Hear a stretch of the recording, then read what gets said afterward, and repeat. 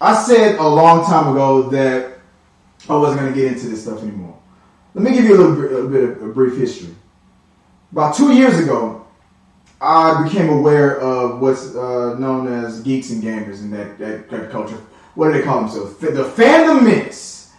a.k.a. the real fans, right? And I made it a point that I was going to figure out what was it about. I even questioned myself, am I a fandom menace kind of a person? Is that me? Let me learn about it. I collaborated with a couple of people that were members of it or are members of it, I don't know. I Mary Mayhem, and when I've been on her show a couple of times, I'll get into that a little bit later. A couple other people that are affiliated of it. And I feel like I was trying to I was tested out and being groomed since I was genuinely curious about what it was about. What is this? Are these guys call themselves the real fan, Star Wars fans? I love Star. And the Last Jedi's coming out and all this stuff. Let's talk about it. I love talking about these things. If you follow my channel, you know about that, right? Then I started to learn what it was really about, and things things that certain members were saying, for example. And I said I would never speak on this shit before, but what's her name? Mega Random 42, for example. I've talked about her a couple of times on my channel, and I decided that I would stop doing it because I wasn't going to be a hypocrite. The thing that they would do on their channel, for example, Dog with a Bone. Constantly talking about the same damn thing over and over again. Brie Larson, every damn day. And I was like, well, if you don't like her, then stop fucking talking about her. Don't watch her shit. But and that's what I was figuring out I collaborated on Mary Mayhem. Now look, I still will stand by. I will not talk bad about Mary Mayhem. We don't agree on anything, mostly. And we have difference of views on certain things, and I don't condone some of the stuff that how she goes about certain things, and she probably doesn't condone some of the things that I go about. But we collaborated before. When I learned that this wasn't for me, that I'm not a fandom menace person, I'm not that type. I'm just not into that. I just can't constantly hate on shit. If I don't like what they're doing at Star Wars, I'll stop watching it. But you're a grifter, so you need to constantly be mad at something, so you're going to constantly be talking about it. Pull up a force field around themselves, forgiving themselves for anything that they do. This dude right here in particular, Jeremy, has an app for every damn thing. Now, recently the campaign was, let's try to make Shang-Chi flop. We're going to talk about it flopping. It's going to flop. It's going to flop. And then when it didn't flop, what was the excuse? Well, I didn't say it. It was. He threw all his contributors under the bus. They were the ones who said that, not me. No, don't need that shit.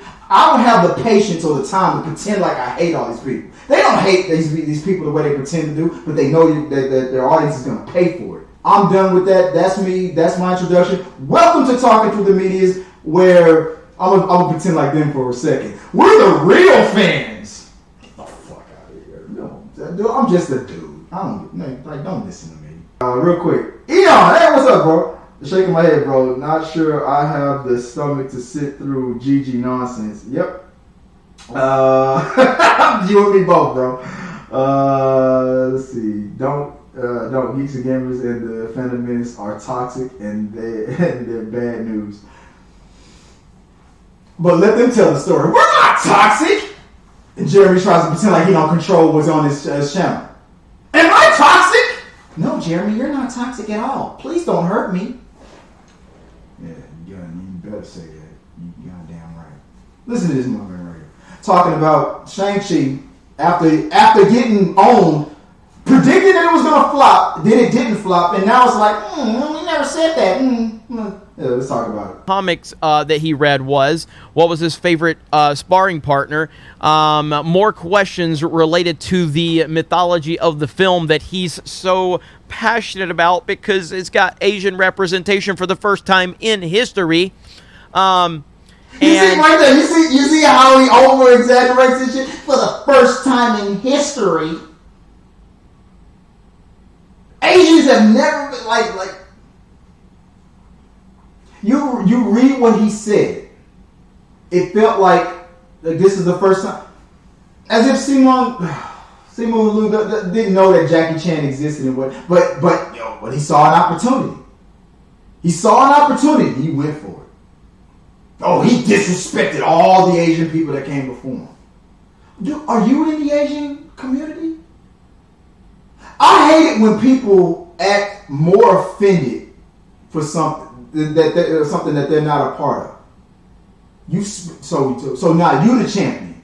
You the great white hope for all Asians. Okay, all right. Take Simu down then. All right, let's hear it. It says, however, his inability to inspire any further confidence in his upcoming film did not hinder Liu from using his AMA as an opportunity to once again position himself and his film as godsends for Asian representation, which he almost exclusively frames as having been devoid of any significant actors since at least 2012.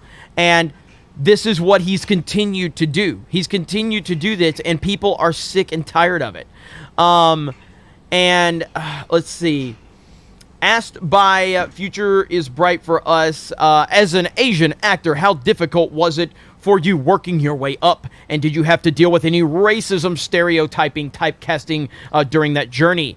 Liu audaciously replied, let's put it this way. In 2012, when I first started out, I thought that maybe if I worked really, really hard, I could be a guy that gets beaten up by one of the main characters. That is not an inaccurate statement. And then he goes aside on what about Jackie Chan? What about Bruce Lee? What about? What do you know about him? Didn't Bruce Lee get beat up by Robin on the old Batman series? The actor that plays Robin. Didn't he lose that fight? I mean, yeah. What he's saying overall makes sense and is true to a certain point of view. But it ignores the true thing that Simu Liu was talking about. You are not a part of the Asian community, Jeremy. You don't speak for dude. And what he's about to say later about the black dude, and I'll be able to speak more on that. Like I said, I don't get into being more offended than the people that's actually being talked about or whatever. I'm not going to pretend like I'm going to be more offended than the people in the Asian community. So I can't speak on it. But you damn sure can't speak on it. Like, dude, who are you? One day. That was the pinnacle for actors that looked like me, he bizarrely claimed. I'm ashamed to say that I've put on the most ridiculous and offensive accents in the past, all because I thought that it was more important to give the casting director what they wanted than to be true to myself. He continued, over time, I toiled about the industry and struggled to find my footing, and I started to realize all of the ways the industry discriminated against us, and that we needed to become the masters of our own narrative, because the way that we are being portrayed was not positive or authentic. That's why representation behind the camera is just as important as in front, he concluded. His last declaration, wherein he claimed that Shang-Chi would give Asian kids what I didn't have, which are characters that are aspirational, that also reflect their lived-in experiences. This declaration is not only self-aggrandizing and seems to serve no other purpose than inflating his and Disney's egos, but completely ignores the multitude of Asian actors who entered pop culture history long before Liu's career began. And they're going to keep doing that. And they're just listing off all of this stuff even within Agents of S.H.I.E.L.D. It's just unbelievable, man. And they'll keep doing it. And then there's people out there that will eat it up. They'll just say, like, oh my God, this is the first time in the history of existence that an Asian man has ever been in a film. And I am so moved. Do you know why they believe these things? Because they are not fans. Right there. This the first time that Asians have ever been in a film, and they're gonna believe this. You know why? Because they are not fans. Once again, telling you, we're the real fans over here at GG. Hey, GG, what's up, man? What you doing over there? You fucking up? Let me tell you why. Because we're the real fans. We're real. If you agree with what we're saying over here, then you're the real fans. You know what that sounds like? He ain't the president. I want to see his real birth certificate. People that continue to talk about how important all of this is are not fans. The people that sit there and ate up that Black Panther was the first movie to ever have black people in it don't know anything about Wesley Snipes. They don't know anything about Blade. They don't know anything about Spawn. They don't know anything about me. I was there when I almost say Black Panther. When Blade premiered, I was there in the movie theaters. I was there. I even talked about Black Panther when it was announced that the Marvel was going to produce that movie. You know what I said on this channel? Go cross-reference it. Take the Remedius, Black Panther. Look at my first video that I ever talked about this. The thing that we were proud of and are proud of in the black community overall, if you were in the industry, if you're a pundit like me, a film fan like me, in the African American community, black man like me, the thing that we were proud of was this was the first time in history that a movie with a majority black cast, black director, was at this. This was the highest budget. Yes, Blade existed. But go to IMDb. Look up the production cast. I'm not talking about the producers. because Kevin Feige ain't Blade. Come on, man. We ain't stupid. Look at the director, the writers, all these people behind the scenes. How many black people were in the damn movie? Wesley Snipes, his mama, the girl he was trying to smash. Who else? And the kid that played him as when he was young. Who else? That black guy in the back of the movie that was at the club dancing, and that other black guy that was doing this. And then he came back into this. Just walking. That's it. Yeah, they had rap music in there. Yeah. No, it doesn't take away what Wesley Snipes. Wesley Snipes did something amazing. And we're proud of that shit. But this motherfucker gonna come off for talking about how we acted like it was our first time in the theaters. Who are you?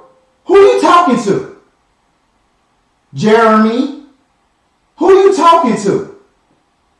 No, you represent me? All right, say you tell me about me then. Tell me about me. With that goofy punk ass look on your face. That smelly ass cap. You know his hat smells like goat booty and Swiss cheese. Look, but damn, if you're sick of Hollywood and can't stand it, then stop covering it. Why did you create a brand that only covers this? I can't stand these motherfuckers, but I'm gonna talk about them every day. Save me, Eddie. But I don't respect the actors. I don't respect the people involved with the creative process. This stop covering it. I say it on my channel all the time. I am not a celebrity worshiper. I've met a lot of celebrities. When I worked overseas for the military, I met a lot of celebrities. I've interviewed a lot of celebrities. I don't care. If I've done this for so many years, if I met the actor that I wish that I admire the most, if I ever met them, would I be starstruck now? 20 years ago, yeah, I would be. I'm 41 years old. I've been around the world, and this doesn't impress me anymore. I don't care. You ain't paying my bills, so I'm not gonna kiss your ass. Well, this dude that's like, I'm tired of these celebrities. Stop covering them then. You tired of them, but you need them. I hate Brie Larson, but I won't stop talking about Brie Larson. Fix that infighting that's going on with your little pyramid scheme over there. And any of the opposition, if you want to talk to me here on this channel, come holler at me. Because I'm in this right now. I'm telling you, I'm in this fight right now. Process, because they're all projecting, they're all SJWs, and they're all NPCs, and I'm tired of hearing them. They're all SJWs. They're all okay. That's a new. I haven't heard that one. What's NPCs? What is that? I know the SJWs, social justice warriors. What's NPCs? And if you're in the chat, tell me what's NPCs. It's not. There's no reason for Jeremy to freak out like a crybaby and try to destroy characters being represented on film. He's just mad because the film is doing well. He's damn sure you damn right that's why he's mad. They were banking on it to fail. They knew that the likelihood of it failing was possible. But Disney did right by not putting it on Disney Plus and then in theaters. That experiment that Bob Chapek was talking about, it worked. Even though his dumbass said it the way he said it. Stupid move. But it was correct. Look, the movie-going experience is not dead. It's been predicted to be dead multiple times. When radio was invented, when TV was invented, when the VHS was invented, it's always been predicted that this is it for theaters. They've been wrong every time. The pandemic has expedited the end of theaters, but people still like going to the movies. I don't know why they bet on the idea that Shang-Chi was going to flop. I don't know why they would even play that game. There was a chance that they would have been right. But that's all that was. It was a lottery ticket, a scratch-off. They went for it, they put their bet on it, they lost. And now they're doing damage control. Bullshit. You said it. You know you said it. Everybody saw you say that shit with that stupid ass goofy look on your face. Looking like you don't got no goddamn sense. Look at that look on his face. Look like Tucker Carlson.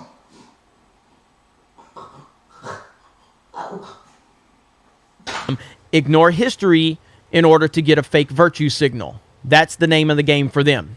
Thank you guys for checking out this video. I appreciate it. Let me know your thoughts in the comments below. Also, check out geeksandgamers.com, our website, where you can sign up for free. And you can jump in the forums. You can have whatever discussions you want. And for a minimum of $10 a month, you can become a premium member that helps support the site, helps support everything we're doing, and it gets you exclusive. Money, please!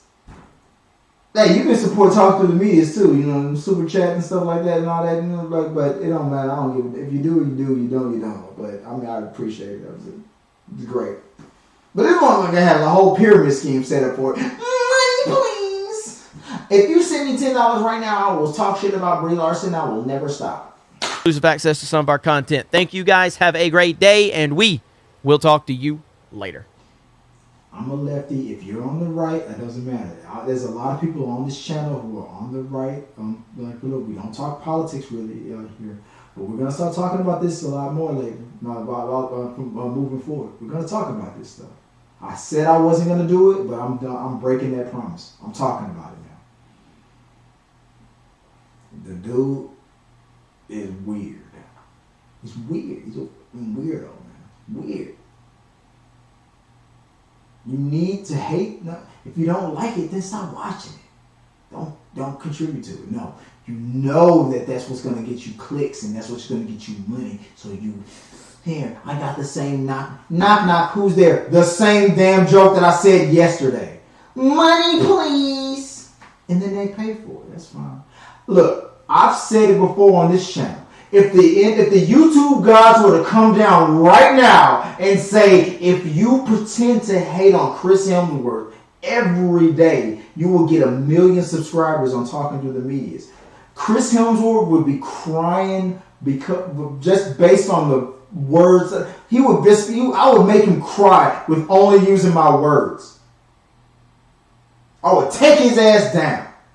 But there's no guarantee like that coming down, so I'm not going to do it. I'm not going to pretend like I hate Chris Hemsworth because just for a chance that it might give me more subscribers. But obviously, these guys right here, they didn't agree with that. They were like, there's a chance that if we hate on Brie Larson, that we might get more subscribers. Let's roll the dice. They don't hate Brie Larson. They don't. If any of them met her, Mecca Random 42 met Brie Larson, she'd kissing her ass right now. But for their followers, they're gonna pretend like they don't like her. It's all about the social justice warriors. It's all.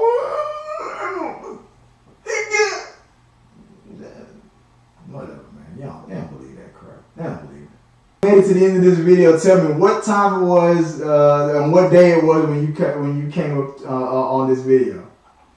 If you appreciate what I'm about to start doing from this day forward on this channel and want to see more, let me know. If you are a fan of Gobbledy and Gook and don't want to see, then buckle up, because it's about to get real. So until next time, peace.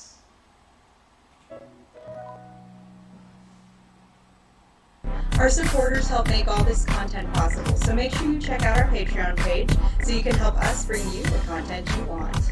Push the pedal to the freaking metal. I'm turned up just like heavy metal. Yo.